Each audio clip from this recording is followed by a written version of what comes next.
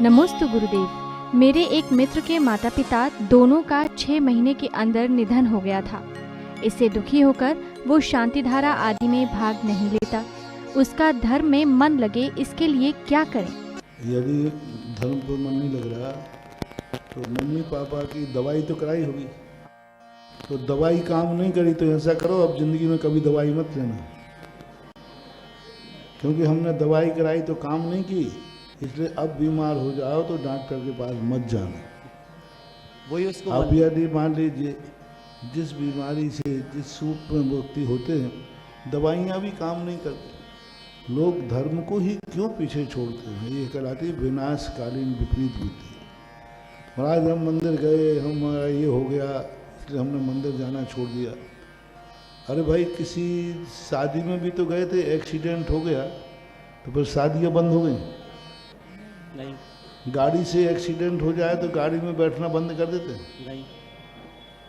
यदि किसी का गाड़ी से एक्सीडेंट हो जाए, मर जाए, भैया आज के बाद हमने गाड़ी में बैठने का त्याग कर दिया। बोले क्यों? हमारे दादाजी मर गए थे गाड़ी में। अच्छा चलो, मकान तो है ना, जिस मकान में कोई मर जाए उस मकान को छोड़ देना चाहिए, क्योंकि हमें फलता नहीं है।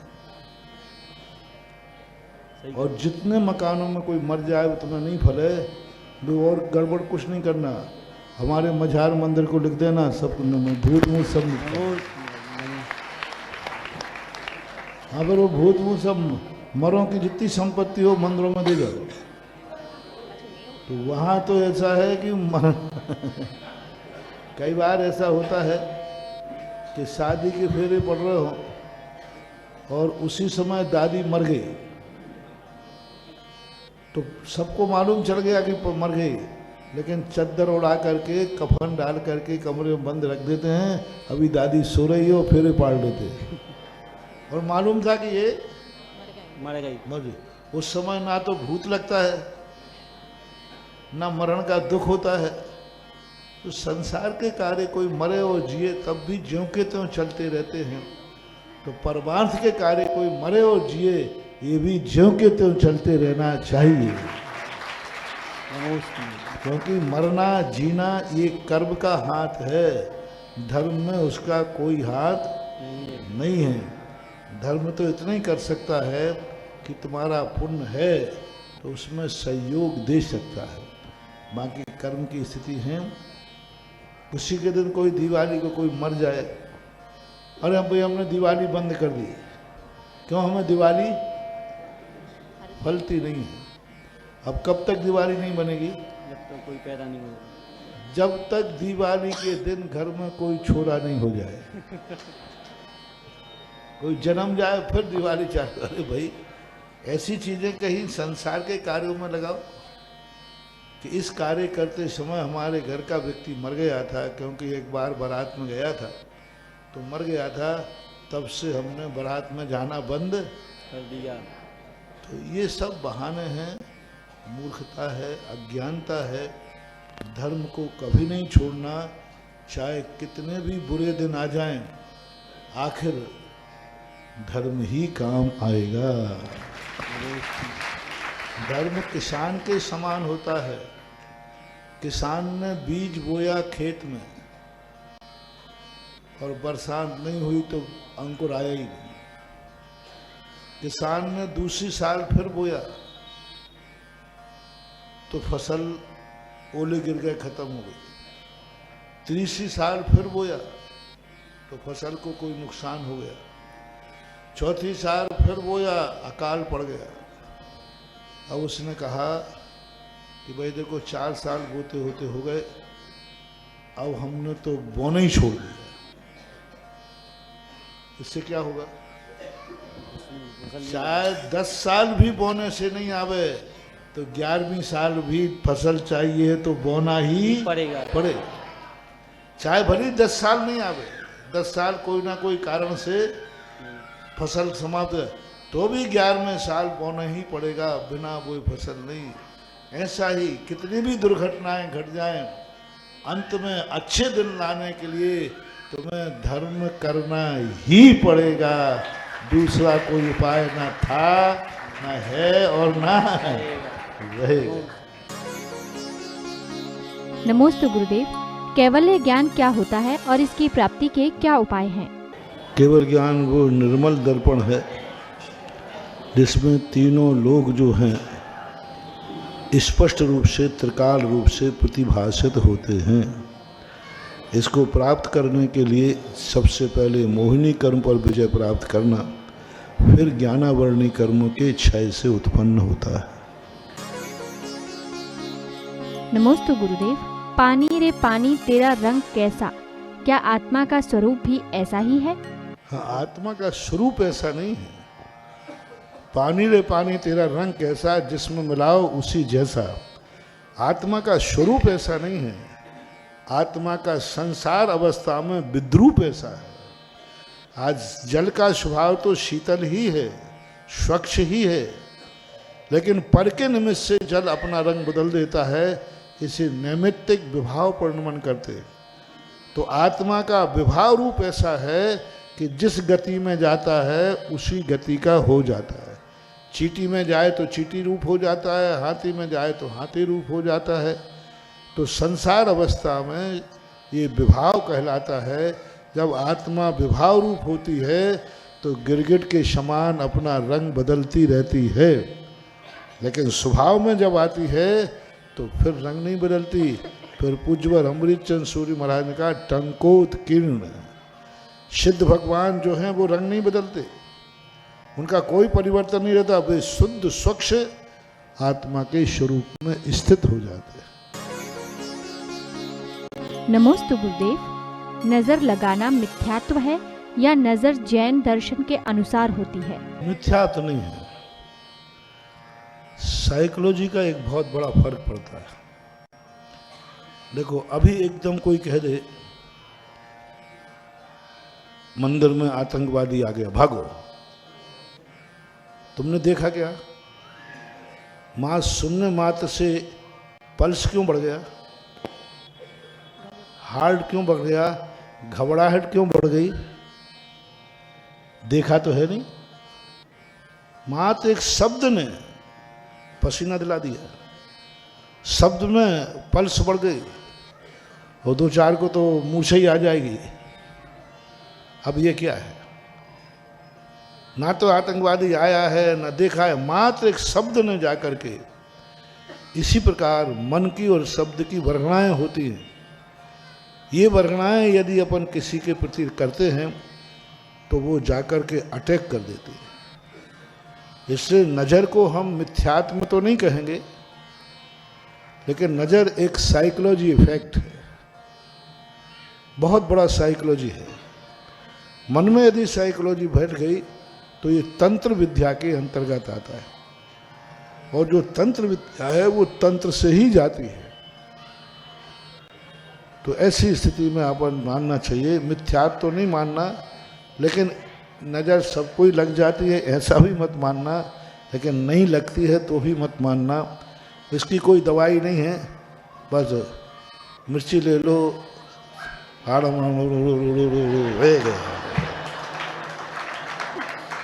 बस तंत्र विद्या ऐसी जाती है।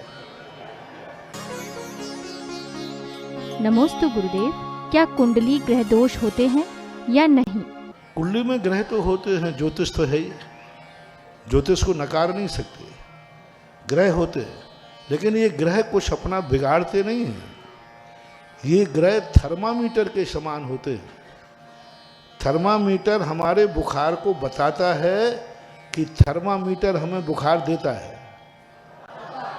बताता है। थर्मामीटर हमें बुखार नहीं दे रहा, बुखार को बताता है। इसी प्रकार ये ग्रह हमें परेशान नहीं करते, ये ग्रह हमारी परेशानी को बताते हैं कि तुम्हारे लिए यह परेशानी आने वाली है, यह परेशानी है। जैसे उस जांच मशीन में थर्मामीटर बता दिया आपको इतना बुखार है। इसलिए इन ग्रहों की पूजा नहीं करना चाहिए। थर्मामीटर को इंजेक्शन नहीं लगवाना। बुखार किसने बताया है? तो इंजेक्शन किसको लगना? थर्मामीटर को नहीं। इसी प्रकार इन ग्रहों के माध्यम से हम अपने कर्मों के अच्छे बुरे को फल जानते हैं। तो इन ग्रहों की पूजा मत करो, इनकी शांति का उपाय मत करो। अपने पुण्य को बढ़ाइए और अपने पाप को घटाइए। अपने आप थर्मामीटर फिर बताना बंद कर दे। नमोस्तु गुरुदेव। यह विधि ठाड़ो होई के, मगर सभी श्रावक इसे बैठकर पढ़ते हैं, तो इसमें कोई दोष तो नहीं है? अब दोष तो है ही, खड़े होकर ही पढ़ना चाहिए।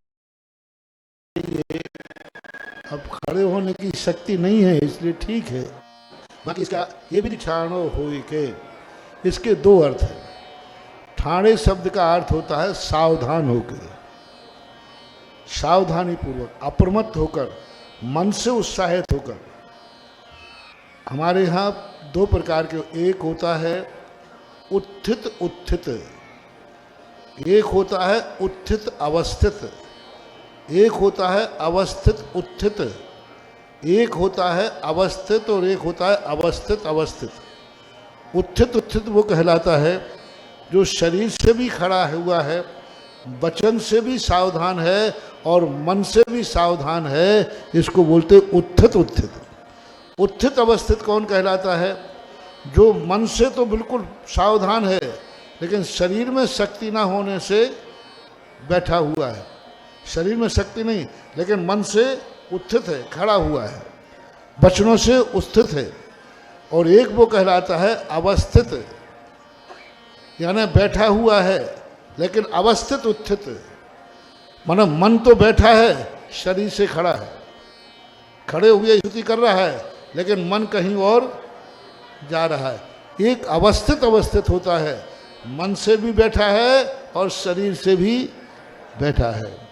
और वस्तुतः ये स्तुति के खड़े होने की जो परंपरा है वो आदर्श परंपरा है, लेकिन अब आज व्यवस्थाएं, शक्तियां न होने से बैठ के कर लेती हैं, तो वहाँ ये अर्थ ले लेना चाहिए। खड़े होने का अर्थ सावधान, अप्रमत्त, जागरूक।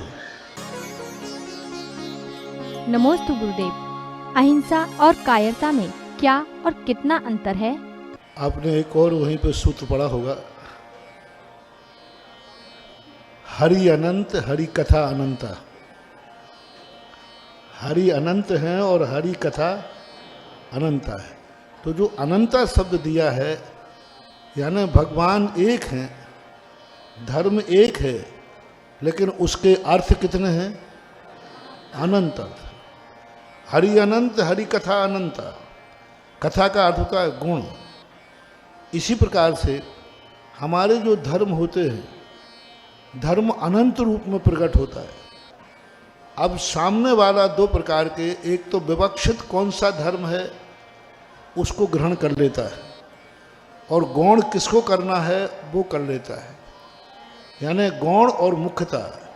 एक की मुख्यता है, जिस समय आप पिता के सामने हैं उस समय आपकी मुख्यता और उसी समय आपका बेटा है, तो इन दोनों में आप प्रमुखता किसको देंगे? पिता को, क्योंकि पिता की मुख्यता है। तो आपने बेटे की क्या उपेक्षा कर दी? क्या उससे घृणा कर दी? नहीं, विवक्षा इस समय पिताजी के सामने थे, इसलिए आपने पिताजी को रिस्पेक्ट पहले दिया। इसी प्रकार अपने जीवन में धर्म होते हैं कि उसको कौन सा धर्म किस समय लेना है। कोई अहिंसा और हिंसा, दूसरे लोगों ने दूसरा कथन होता है विधि कथन। निषेध कथन को गौण कर दिया जाता है, क्योंकि निषेध कथन में हमारे लिए नकारात्मक दृष्टि मिलती है और विधि कथन में हमें सकारात्मक दृष्टि मिलती है। तो हमने उसको बोल दिया ये साधु हैं, डाकू नहीं। ये साधु हैं, इसका अर्थ डाकू नहीं है। क्या बात तो सही है, लेकिन बोलने में कैसा लग रहा है? ये साधु हैं, डाकू नहीं है। तो जब अच्छे शब्दों का प्रयोग किया जाता है तो हम निषेध कथन को छोड़ देते। ये पुण्यात्मा है, पापी नहीं। ये शाकाहारी हैं, मांसाहारी नहीं। हालांकि शाकाहार, और उसने कह दिया ये शाकाहारी हैं, मांसाहारी नहीं। ये पुण्यात्मा है, पापी नहीं। ये बात गलत नहीं है, एकदम सही है, लेकिन व्यवहारिक दृष्टि से थोड़ा सा लगता है कि भाई ये पुण्यात्मा है, पापी नहीं, ये साधु हैं, डाकू नहीं। तो इस प्रकार की एक अच्छी शैली सभ्यता के कारण से अहिंसा परमो धर्म शब्द ग्रहण कर लेते हैं, हिंसा का निषेध कर देते हैं, क्योंकि वो निषेध वाक्य।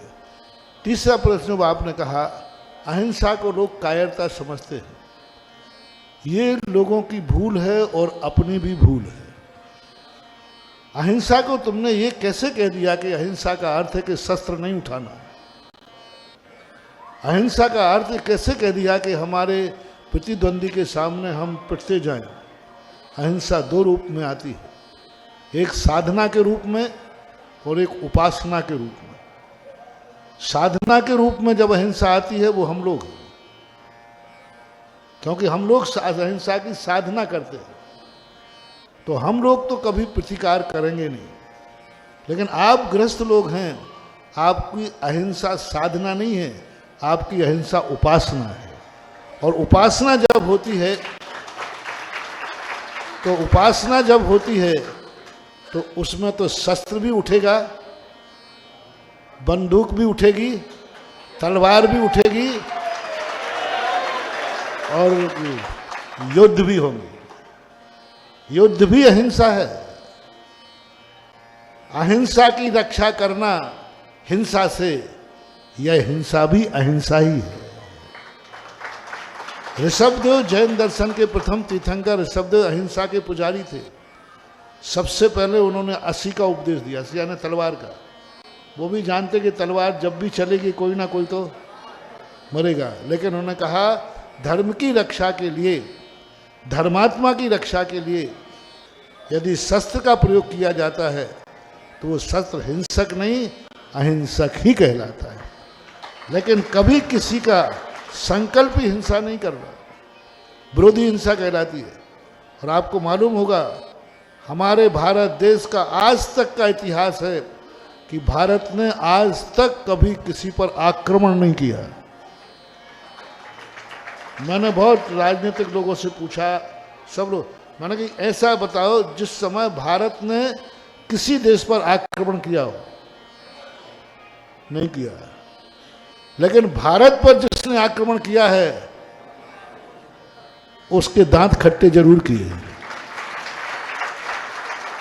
तो विरोधी हिंसा एक जैन दर्शन में आती है कि विरोधी हिंसा के लिए श्रावकों के लिए क्षम्य है, छूट है, और जो हिंसा को कायरता मानते हैं वो उनकी भूल है। सुधा समाधान